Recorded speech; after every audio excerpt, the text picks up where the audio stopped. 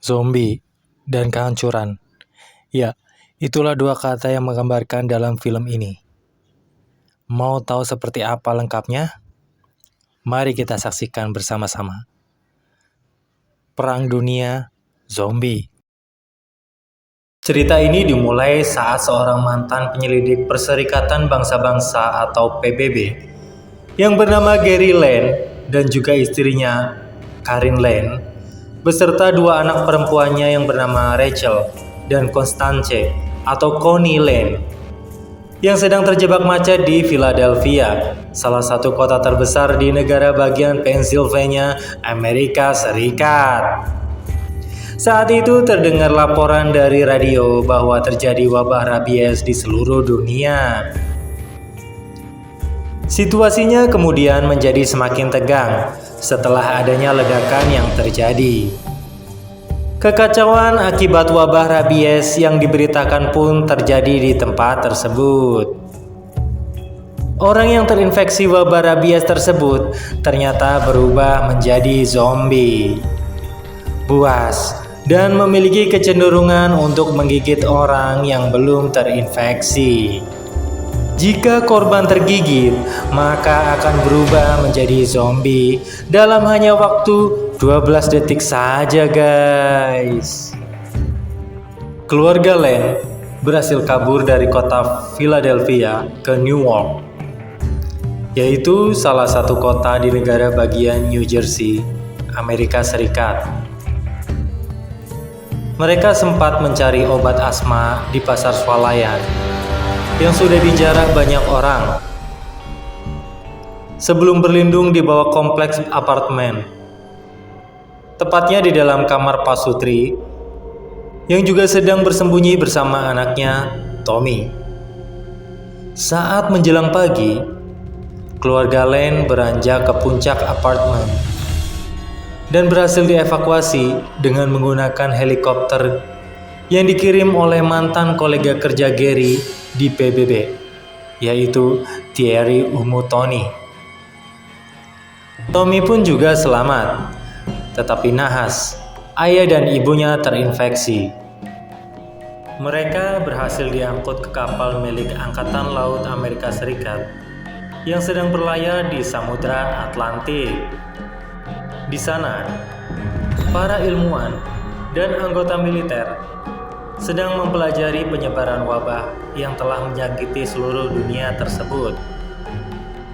Seorang ahli virus, sebut saja Dr. Andrew Fasbach, berpendapat bahwa wabah tersebut disebabkan oleh virus yang asal-usulnya harus ditemukan terlebih dahulu agar vaksinnya bisa dikembangkan. Komandan kapal menugaskan Gary untuk menyelidiki virus ini dengan membantu Fasbach. Ia terpaksa menerima tugas tersebut setelah tahu bahwa keluarganya diancam dan akan diusir dari kapal. Gary pun kemudian berpamitan dengan istri dan kedua anaknya. Ia memberikan telepon nirkabel kepada istrinya untuk dapat berkomunikasi. Gary, Fasbach, dan anggota Navy berangkat menuju Camp Humphreys, yaitu pangkalan militer di Korea Selatan, tempat kata zombie pertama kali digunakan untuk mengidentifikasi wabah ini. Setibanya di pangkalan, malah mereka seketika langsung diserang zombie, guys. Saat itu juga hujan terjadi dan dilalah nih Fasbach tergelincir.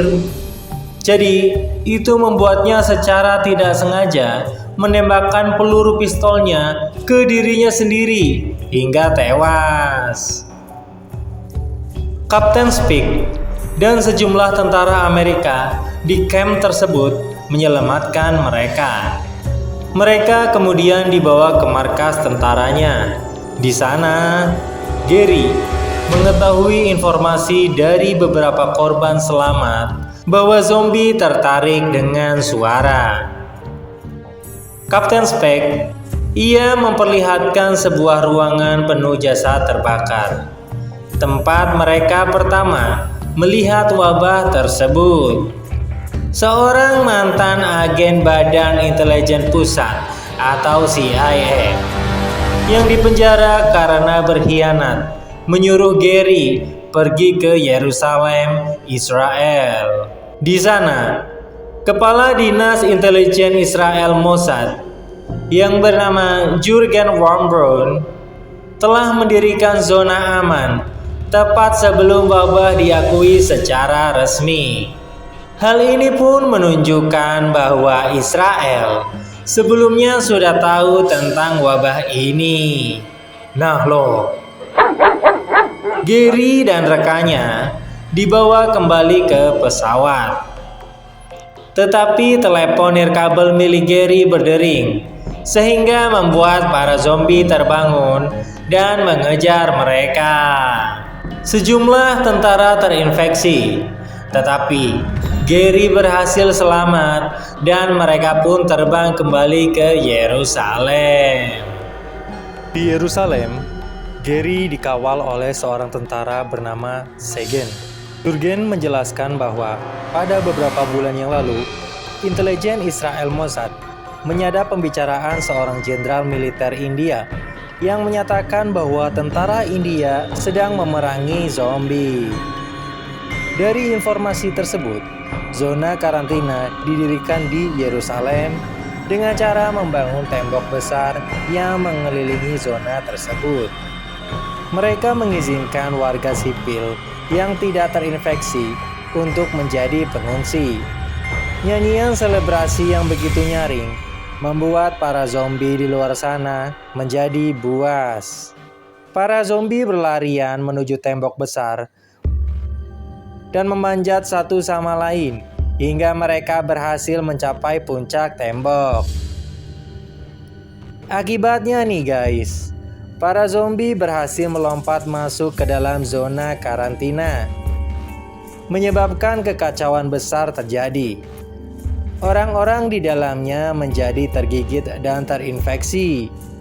Jurgen menginstruksikan beberapa tentara Israel bersama Segen untuk membawa Gary ke pesawatnya. Saat mereka menghindari kejaran zombie, tangan Segen tergigit.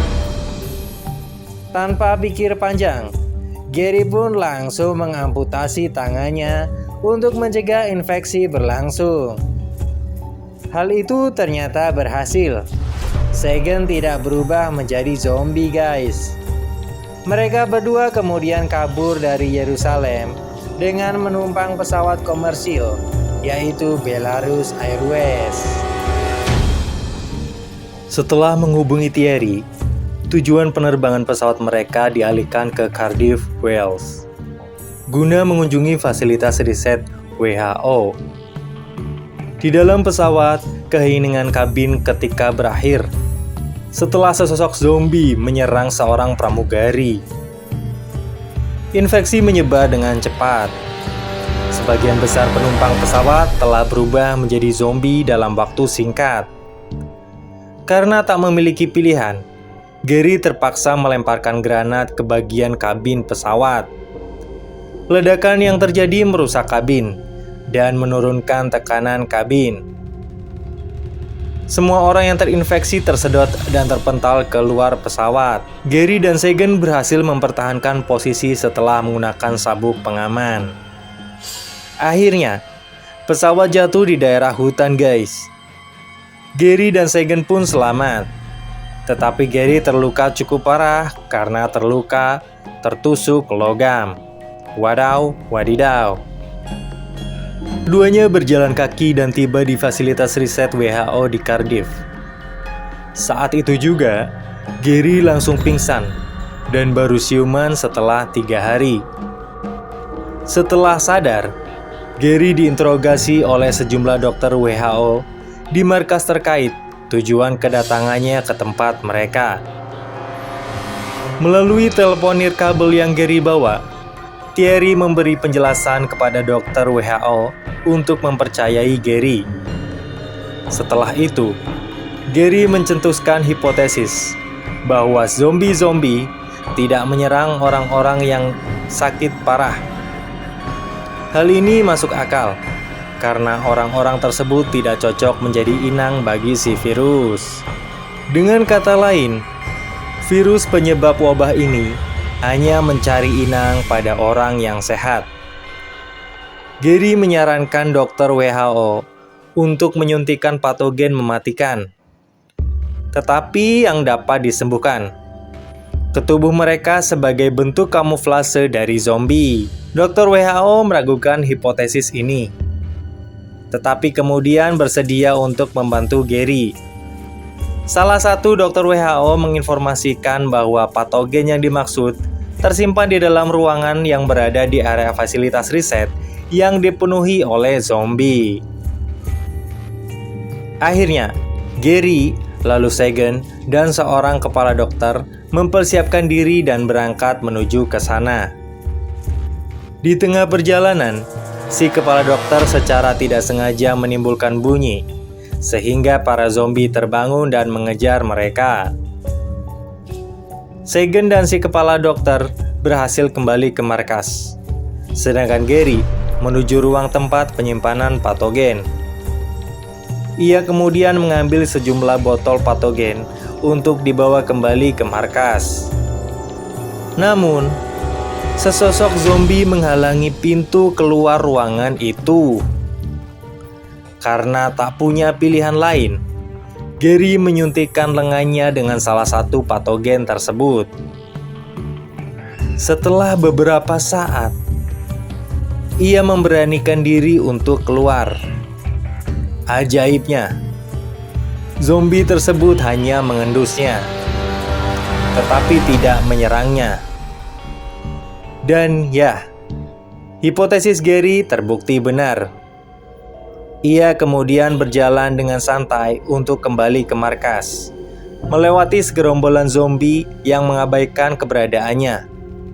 Dokter WHO kemudian menyuntikkan vaksin kepada Gary agar infeksi patogen tidak semakin menyebar di dalam tubuhnya. Gary dan Sagan dibawa ke zona aman Freeport di daerah Nova Scotia, atau kalau orang awam bilang Selandia Baru, untuk bertemu kembali dengan istri dan kedua anaknya. Teori Gary kemudian diberitakan ke seluruh dunia. Dan akhirnya para ilmuwan kemudian memproduksi vaksin yang diambil dari beberapa patogen mematikan, lalu mendistribusikannya kepada warga sipil. Vaksin tersebut berperan sebagai alat kamuflase bagi warga sipil untuk menghindari serangan zombie dan bagi tentara untuk berperang dengan zombie secara efektif. Umat manusia di seluruh dunia akhirnya mulai memiliki sebuah harapan untuk kembali bangkit. Kalau menurut kalian gimana nih guys? Kira-kira review film apa lagi nih? Komen ya.